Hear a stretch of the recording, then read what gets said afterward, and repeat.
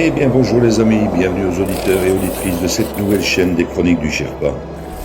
Comme vous allez le comprendre ici, nous allons faire non pas un retour vers le futur, mais bien un retour vers le passé, telle la machine du projet Looking Glass, afin de reprendre les événements en 2020 pour remonter l'actualité vers 2025.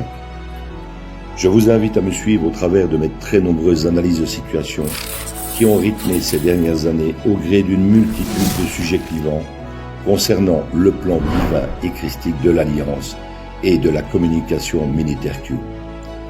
Du nouvel ordre mondial mort-né au nouveau monde et à l'âge d'or qui se profile à l'horizon, vous comprendrez un peu mieux ce plan militaire américain au travers de plus de 155 analyses écrites en temps réel et éditées en podcast par une très belle équipe d'âmes éveillées.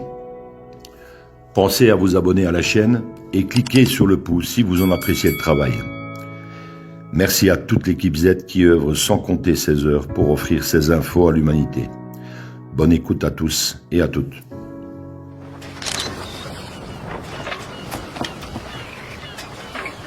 Where we go one, we go all.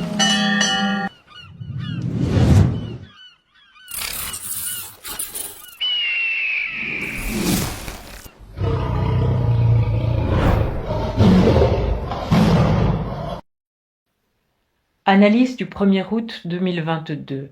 Thierry Pirlot, Sherpa One. Qui est Q? Qui est Q est une énigme à la hauteur de celle du colonel Moutarde. Focaliser sur Q, c'est comme focaliser sur le doigt qui montre la lune. La Q-Force est composée d'éléments de la NSA, National Security Agency, et de la NRC, Nuclear Regulation Commission, ainsi que des éléments de la Space Force. L'ensemble forme la Q-Force, probablement sous la direction de US Cyber Command.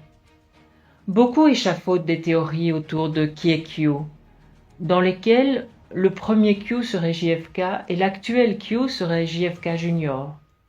C'est fort probable, mais sans grand intérêt vu que cette Q-Force rassemble beaucoup de militaires et de civils qui produisent un travail monumental qu'il serait impossible de fournir par un seul homme. Même si JFK Junior est vivant et pressenti comme possible futur président des États-Unis, il ne peut gérer la Q-Force à lui seul.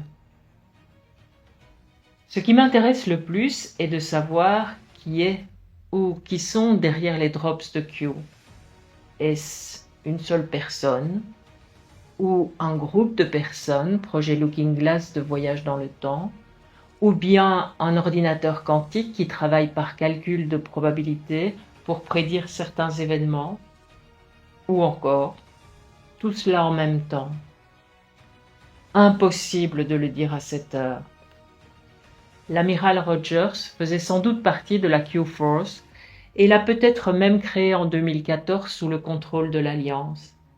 Il a été le 17e directeur de la NSA de 2014 à 2018. 17, ça ne s'invente pas. En outre, il se disait de Rogers qu'il avait le QI le plus élevé de l'armée américaine et de tous les temps. Il ferait partie des 3 premiers fondateurs de l'organisation Q. Pour résumer la symbolique de Q, on peut dire Q pour question, car il nous force à nous interroger. Q pour drops avec les deltas étant les délais entre la diffusion du message et l'événement qui se produit dans le futur. Eh oui, Looking Glass, peut-être. Q pour caillou du petit poucet qui ponctue l'info avec les deltas. Q pour opération d'hameçonnage. Q pour armée des Anons, qui sont les soldats digitaux. Q pour Intel 1000 Info. Q pour désinformation à l'attention de l'ennemi. Q pour déception vis-à-vis du plan ou contre-mesure pour désorienter l'ennemi. Q pour la 17e lettre de l'alphabet. Et enfin Q pour la Space Force, NSA et énergie atomique, etc. Depuis 2018, c'est le général 4 étoiles Paul Nakasone qui tient la maison pour Trump. Nakasone est donc le 18e gradé de haut rang à la tête de la NSA et surtout il est le 3e Commander of the United States Cyber Command, façade officielle pour la Q-Force. Ça y ressemble. Néanmoins, cette Q-Force secrète et officiellement inexistante pourrait aussi être potentiellement sous la direction de la Space Force, 6e branche de l'armée américaine créée par Trump le 20 décembre 2019 et donc intouchable par le Deep State. J'y vois même une logique avec ce qui arrive. Premier contact extraterrestre. Pour ce qui est de McAfee, il a eu un rôle important dans toute cette histoire, probablement pour craquer des programmes stratosphériques du Deep State, et comme pour Epstein, on a simulé sa mort en Espagne pour réaliser son extraction par l'Alliance et le placer comme témoin protégé. Je me souviens qu'il y a une histoire de bâtiments explosés écroulés à cette époque par le Deep State en Floride, afin de faire disparaître des dizaines de disques durs de plusieurs téraoctets planqués par McAfee et que le Deep State ne retrouvait pas. Quant au général Flynn, il est le personnage énigmatique dans l'entourage de Trump. Certains y voient un traître, puisque démocrate, d'autres un héros, et d'autres encore les deux.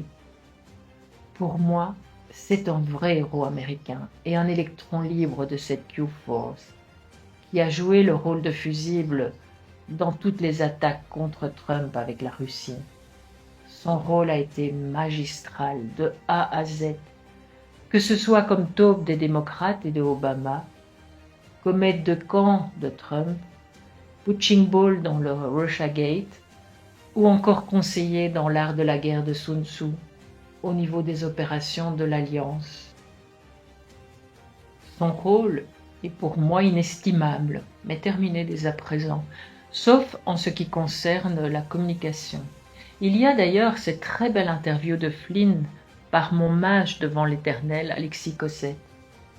Il a fait un doublé 2 semaines plus tard, en interrogeant Sidney Powell, l'avocate dans l'ombre du capitaine, qui est à l'origine de l'expression « Nous avons relâché le Kraken » à la sortie des élections volées fin 2020.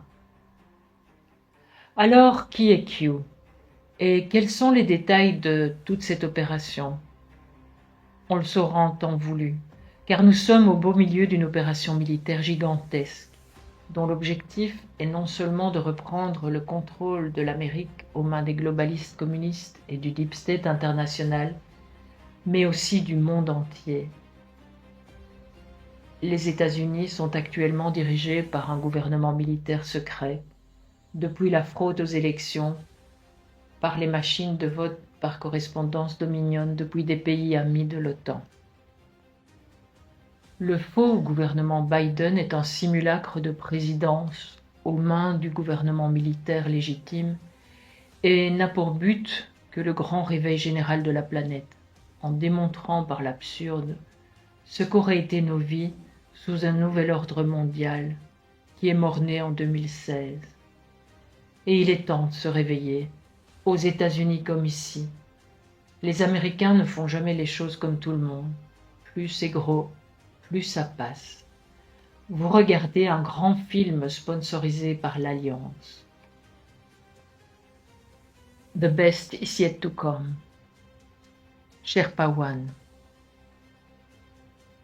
Les écrits de Sherpa contiennent des liens vers des vidéos ou articles que vous retrouverez en descriptif de ce podcast. Where we go one, we go all.